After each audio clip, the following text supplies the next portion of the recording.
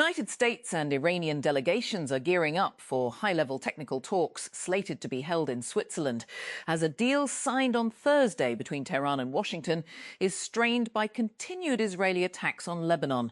Iran says the deal includes a ceasefire in Lebanon and that the Israeli attacks are a violation of the agreement. Reigning European champion Spain, whose World Cup campaign got off to a shaky start, face Saudi Arabia in the headline event of the tournament's 11th day. Iran face Belgium in Sunday's second match as travel restrictions continue to disrupt the Middle East team's rest and recovery during the month-long global showpiece. Colombians are heading to the polls to choose their next president in a runoff election, pitting a leftist heir to the country's progressive government against a far-right outsider promising a crackdown on crime. The vote takes place on Sunday, when more than 41 million eligible voters will decide between lawmaker Ivan Cepeda and criminal defense lawyer Abelardo de la Espriella, after the pair emerged from a field of 11 candidates in a first-round vote on May 31. Thousands of protesters have marched through Albania's capital, Tirana, in one of the largest rallies yet against a luxury resort project linked to United States President Donald Trump that has become a lightning rod for anger over alleged corruption. Since late May, demonstrators have gathered every evening to oppose the planned construction of Ivanka and her daughter Ivanka and her husband Jared Kushner, a protected stretch, a protected stretch of the Balkan country's coast. The National Disaster Management Authority, NDMA, has issued a nationwide weather alert, warning that thunderstorms, strong winds, heavy rainfall, urban flooding and glacier-related flood risks could the next 12 to 24 hours. According to the NDMA's National Emergencies Operations Centre, NEOC, the forecast weather pattern is consistent with the seasonal outlook issued 3 to 4 months ago. Pakistan is targeting the training and deployment of 300,000 to 400 zoos and workers for projects linked to the FIFA World Cup 2034 as part of a broader strategy to expand overseas employment opportunities and strengthen the country's position in international labour markets. According to official documents available with Wealth Pakistan, workforce planning is being aligned with anticipated demand arising from the FIFA World Cup 2034, with trained Pakistani workers expected to support infrastructure development, aviation, tourism and related service sectors between 2026 and 2034. United States Vice President J.D. Vance has arrived in Switzerland for talks with Iran days after they signed a memorandum of understanding aimed at ending the US-Israel war on Iran, which had sent oil prices soaring above $100 per barrel and rattled international markets. The latest round of talks, mediated by Pakistan and Qatar, is scheduled on Sunday, as Israel has intensified attacks on Lebanon, killing dozens of people on Saturday. United States Vice President J.D. Vance has arrived in Switzerland for talks with Iranian officials on implementing the interim deal to end the US war with Iran. The US and Iran earlier this week agreed to a 60-fire extension for the negotiations. But Iran's Islamic Revolutionary Guard Corps on Saturday announced the closure of the Strait of Hormuz in response to Israeli attacks in Lebanon, although the US military said commercial vessels kept operating. PPP Chairman Bilawal Bhutto Zardari on Sunday announced advocate Amjad Hussain as the party's candidate for the post of Gilgit-Baltistan Chief Minister. The announcement came a day after the PPP, which emerged as the leading party during the recent general elections, announced it would form a government in GB with the support of the PMLN. Beneath the scorching sun in the Sindh mango belt, labourers balance on tree branches, working at a swift pace to throw the freshly picked fruit into sacks held ready by farmhands waiting below. Though mango season is well underway, far less of the fruit will be bound for the lucrative export market than usual, with an agriculturally dependent economy caught in the crosshairs of the Middle East crisis that the government has helped mediate. Japan marked the 1,000th game in the history of the World Cup with a 4 thrashing of Tunisia on Saturday to close in on a place in the last 32. Ayase Ueda scored twice while Daichi Kamada and Junya Ito were also on target as the Asian giants joined the Netherlands on 4 points at the top of Group F. Scottish authorities said on Saturday they charged a man in connection with attacks in Edinburgh that wounded 5 people, with UK Prime Minister Keir Starmer saying the suspect appears to be motivated by anti-Muslim hatred. Police Scotland said officers had arrested a 36-year-old white Scottish man and there was no further threat to the public. Japan marked the 1,000th match in World Cup history with a commanding 4-2 win over Tunisia in Group F on Saturday, as Ayase Ueda scored twice to send the North Africans out. Hajime Moriyasu's side, who drew 2-2 with the Netherlands in their opener, went ahead after 4 minutes when a sweeping attack ended with Keito Nakamura cutting the ball back for Daichi Kamada to score. Peshawar.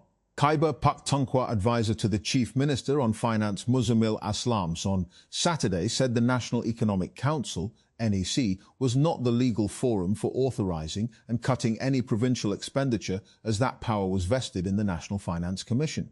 Addressing the post-budget briefing at the Civil Secretariat along with Information Minister Shafi Yan, Mr Aslam said there was no legal forum for the purpose other than the NFC. Pakistan's Prime Minister Shehbaz Sharif and Chief Army Staff Field Marshal Azam Munir have arrived in Switzerland to take part in high-level negotiations aimed at pushing forward a ceasefire framework between Iran and the United States. Al Jazeera reported the talks are being held in Bergenstock, where US Vice President J.D. Vance is also expected to participate. According to Pakistan, is mediating alongside Qatar, which is expected to join Tatar, which is also expected to join the discussions. The fate of Lebanon could determine whether the recently signed MOU between the US and Iran survives. True to form, Israel is doing all possible to ensure the nascent peace deal is destroyed before the proverbial ink dries, as it continues to mercilessly pound Lebanon. While a supposed ceasefire was announced on Friday, Israeli attacks in Lebanon continued yesterday, with a large number of casualties reported, as the Zionist state hit both the southern and eastern parts of the Arab state in apparent pursuit of its arch-foe Hezbollah. While the budget session in the federal and provincial assemblies is in progress, some members of the two houses of Parliament have again raised the need for an independent office within Parliament to provide an unbiased analysis of the annual budget to the legislators. The argument is that if members of Parliament have to debate various aspects of the budget as informed legislators and exercise oversight on the executive's produced budget, they need support from an entity which is outside the control of the executive, so that the numbers produced by the Ministry of Finance for the budget and by the Ministry of Planning and Development for the Public Sector Development Programme can be scrutinised and independently verified before the parliamentarians provide their feedback and input during the budget debate. Samuel Huntington is making a comeback. In his 1996 book, The Clash of Civilizations, the American political scientist deeply divided academic opinion by arguing that culture, rather than ideology, would drive post-Cold War conflicts. In 2019, the British political theorist Christopher Coker wrote that the contemporary concept of the civilizational state serves as a real-world evidence of Huntington's core thesis. According to Coker, culture, rather than ideology, has become the primary currency of international politics. My brother was murdered for not paying an extortion payment in front of his children. Edilma Martinez Flores said at a support centre for displaced people in Bogotá. She fled her home on the outskirts of Cali in the southwest after armed criminal groups handed out leaflets ordering residents to leave or face violence.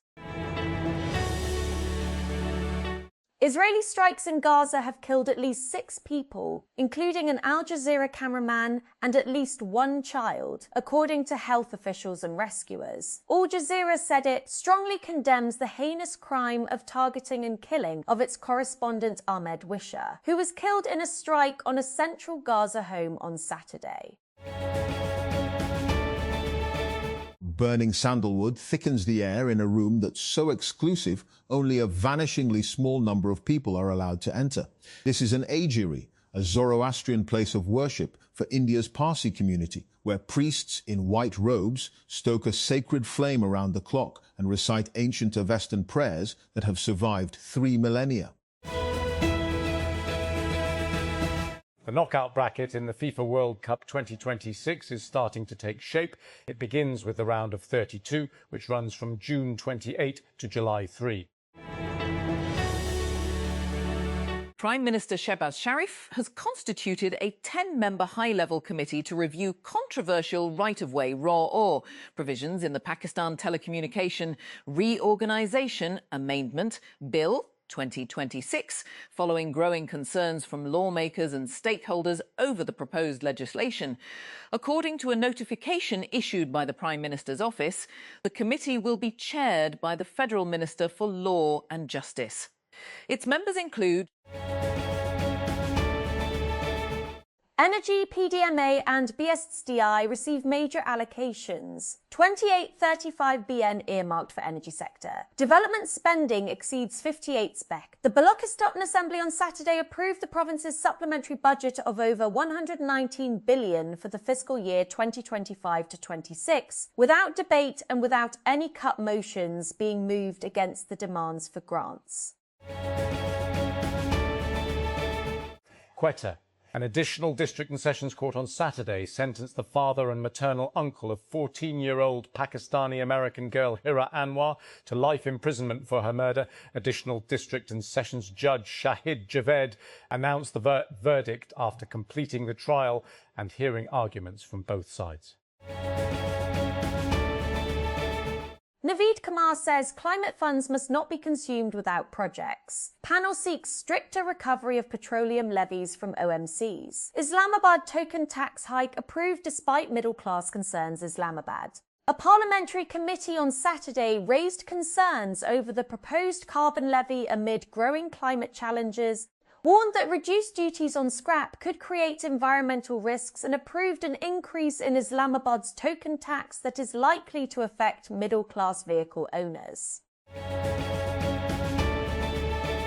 Goalkeeper Eloy Room was Curaçao's hero against Ecuador, keeping out a barrage of shots to help the tiny Caribbean nation claim their first ever World Cup point in a goalless draw that keeps alive their hopes of reaching the knockout phase. Ecuador, who finished second in South American qualifying, had 28 shots, including 15 on target, but Room stood firm in an astonishing display in Kansas City on Saturday.